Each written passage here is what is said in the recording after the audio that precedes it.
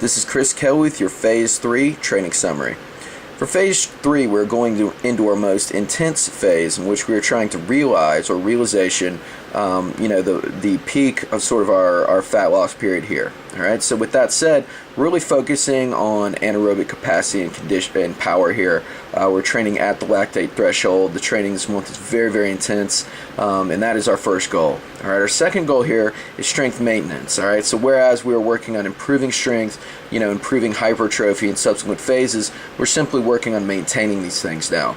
We're just going to do enough to make sure that we don't lose a lot of muscle mass as we go along, and we really have a nice effect at the end here. All right, so moving directly on to our training template here, you'll see this kind of goes along with our off-day routine. All right, now we've replaced any sort of running or our tempo run with just 30 to 45 minutes of fasted cardio. All right, the fasted cardio is going to help us to really just burn some fat in the off days, help us to recover without really, using a lot of our resources that we would otherwise devote to recovery.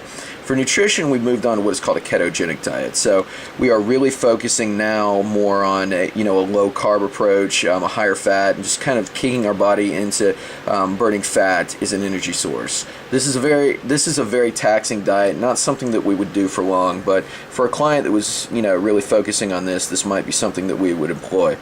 All right, now as well for a cardio B, we might have our clients do a 20 to 30 minute jog. Once again, the idea is just to get a little bit aerobic and recover.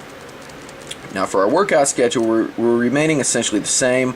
We're going to ABA for our strength training, and cardio A on Tuesday, cardio A on Thursday, so fasted cardio, and then cardio B on Saturday.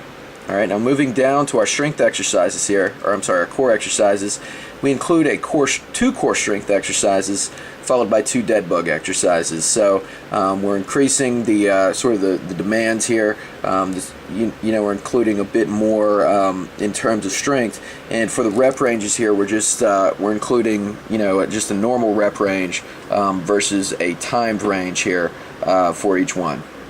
Now moving on to our strength exercises, once again we just plugged in the numbers from our training template, but again it's in lower numbers this time, so we're not trying to focus on strength training at this point. We're just trying to do enough to maintain. Finally, moving on to our conditioning, we're still doing upper body conditioning, but as you can see, we've moved on to 60 seconds, so we've made this more intense. As we go along, we increase the volume, then we increase the intensity in week 3, so really that's a common theme. All right, and then we move on to workout B.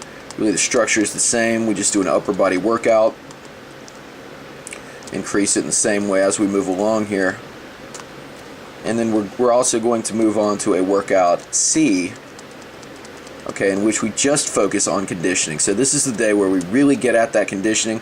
We've included an extra conditioning exercise in this circuit, and this would be something to really drive that effect and focus for this phase. All right, but again, we're simply going to repeat those circuits as we go along throughout the month, and then include a short deload period after August 1st.